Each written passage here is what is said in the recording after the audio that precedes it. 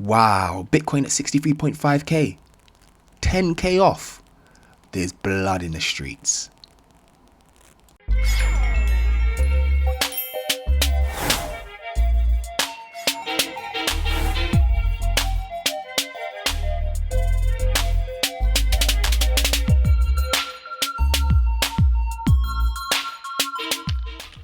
Okay, let's eyeball it. So Bitcoin currently at 63.8. It might change by the time I upload this video, but that's where we are right now. Let's have a look at my previous drawings. Yep, Bitcoin on the hourly chart.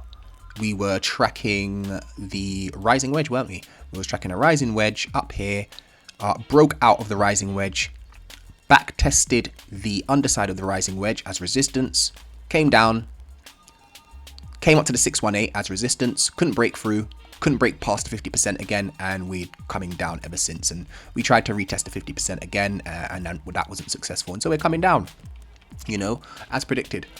So our next major area of support is the 50% here at 61.967, and that's off of this swing down here, which I probably would have gotten from the daily. Let's have a look, switch to the daily chart.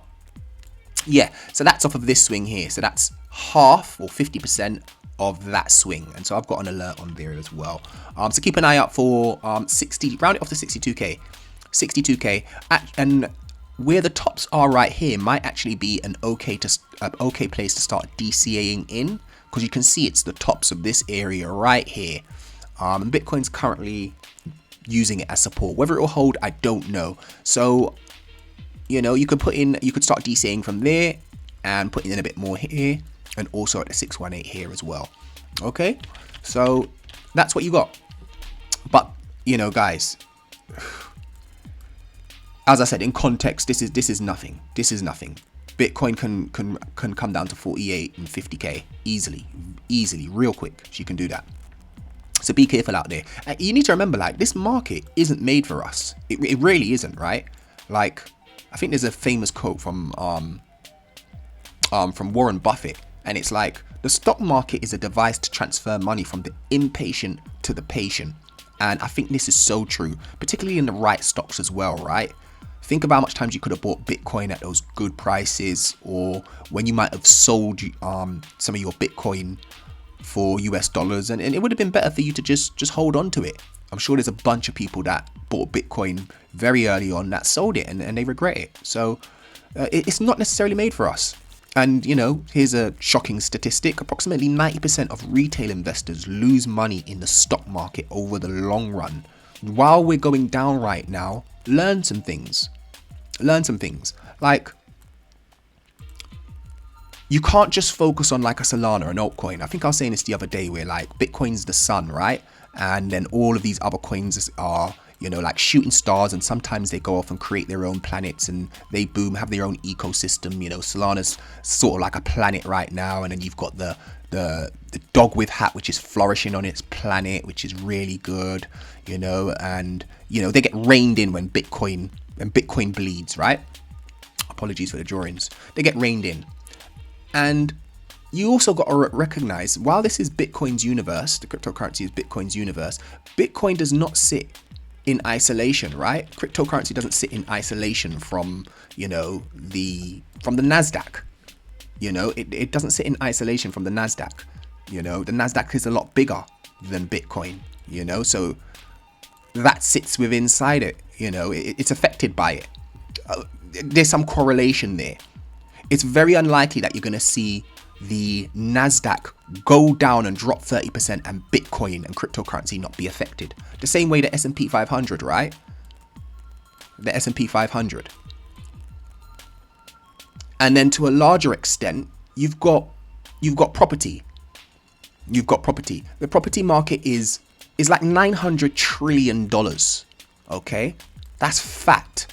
A lot of people who make money from the stock markets and cryptocurrency, they feed it back into property. Okay? Finite resource of property. $900 trillion. I'd highly recommend that everybody go and check out the 18.6 year property cycle. It's 200 years of data. Philip J. Anderson speaks about it. Akhil Patel, Jason Pizzino. I'll try and put a link to their talk And it's just to let you lot know that your coin doesn't sit in isolation. You can't just focus on a Solana or a Pepe and not understand the larger context of the economic cycle. Okay, altcoins. Let's have a look. What's altcoins doing? What are the altcoins doing? Let's have a look at ETH. Wow, 3,200. My gosh, remember it was 4,100? Look, it went down to 3,200. So ETH's 50% comes in at 3,125. Again, if you've been buying up here, I don't know what to say to you. I don't really know what to say to you. I don't know why you'd be doing that. Well, why you'd be doing that. So, but if you are and you're still in the market, I would consider DCAing. You know, DCAing small amounts and seeing how it goes. I don't think the bull market's over. I'm macro bullish. Especially if I'm conforming to the 18.6 year cycle, and I believe that we've still got time for 2025, 2026, where we have a blow off top that they call the winner's curse. So I'm macro bullish at least up to 2025, 2026. So that's that. That's ETH. Also have a look at the 618, 2,896. That's there. These are all the altcoins versus ETH, and they're not faring too well. They're not faring too well versus ETH. Let's have a look at the total crypto market. So, okay, ETH's bleeding out more. ETH's bleeding out more, but you know, not by much. They're all bleeding at the same sort of level at the moment. Altcoins. What was I looking at last time? I think I was looking at Pepe last time, wasn't I? Let's have a look at Pepe. Pepe, I was looking at it on a 6-hourly chart. Yeah, look at that. Look at that. I mean, yeah, as I mentioned in that last video, we was holding this trend line, broke out of the trend line, back tested it as resistance, came down, we fell through this green line, back tested it as resistance again. That was a nice place for a short, didn't enter it like a waste man, and now we're coming down. And then we got this red line to contend with, so let's see if we break through this. If we don't, that's potentially another opportunity for a short. Not necessarily there though, because one of the things I do consider, if I was taking a short like that, if this is the low for this candle, I would back out my fibs here. And so I'd use the red line. I'd use this area as an entire area to potentially layer in my shorts. Okay. And that's from like all these zeros, 680, all the way to the 618, which is 742. So that might be a potential place to put in your bids for a short and potentially go in like that. Maybe get a short. But it's a bet, right? Nobody knows what's going to happen on this side of the chart. Nobody knows. So remember that. What else was he looking at? I think he was looking at render briefly. Render's holding up really well. Yeah, it hasn't reached its 50% yet, if it ever does. What else? Solana 178. Wow. Okay.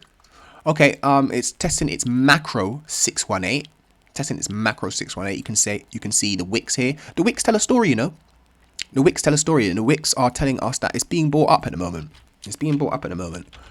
So let's see how Solana does. I think I gave the numbers for it previously. Check out that video. Yes, the last video I did. What else is down a lot? Uniswap is down a lot, yeah, because ETH's suffering. XRP, I don't even mess with XRP. Robit, Pepe. Oh, Near. What's Near doing? Near 4.9% down. Okay, cool. So there's a monthly swing, which is this white line right here. I wouldn't mind a retest of that. You can see buyers are kind of trying to step in at the moment right here ahead of this monthly swing, and we've got our 50% here as well. Where is that 50% coming in at? Okay, it's coming at $5.841, and the monthly swing, which I've got an alert on, is at about $6.01. Okay, so this is the weekly chart on Near. It can definitely get there. It can definitely get there. Because when you think about where our last weekly swing was, it was right up here. Okay, right up here, just above the 618. Okay, right above the 618. So maybe you've got an entry area of something like that. That's why I say you might, like, if you're not a trader or anything like that, or a TA person, make a favorites list of all the coins that you want. Get TradingView, sign up with your Google account, and add in your favorite coins. You click on this plus symbol up here, and then you just add it. All right, you add it here. You click on the add button, you search it up here. So for example, Solana, Sol. You get all of the exchanges. I usually will pick a Binance one, because you're likely to have a lot of volume on that. And then just click on the plus icon and add it. So add all the coins that you might be interested in. And you just want to have it on your watch list, really. But you also want to have total, this one here, total, which includes every single cryptocurrency. Total 2 excludes Bitcoin, and total 3, which excludes Bitcoin and ETH. And that way you're just able to easily see what's going on with the market. Okay, easily be able to tell what's going on with the market. So that's something you can consider. Remember as well, I think before I was talking about the, let's remove all of this stuff. I know it's a lot sometimes, remove drawings. Remember you can, before I was talking about using the Heikin-Ashi candles up here, just click on their candles, Heikin-Ashi, and it just go with the trend. Heikin-Ashi is good for showing the general average, the general trend. Each candle is the average. And it's a great way to identify if this trend is continuing. And on a weekly, we're still in an uptrend. Let's go to the daily. We've flipped now. We flipped bearish on this trend.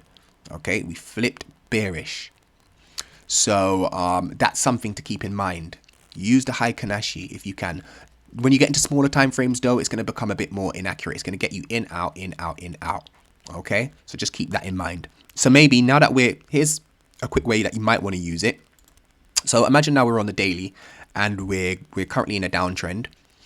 Go to a smaller time frame, like the 4-hour. Wait for another bunch of green bars to come up. Okay, a bunch of green bars to come up. And then look for this particular candle, like a candle like this, like a spinning top. This one right here, a spinning top. Then get in your entry.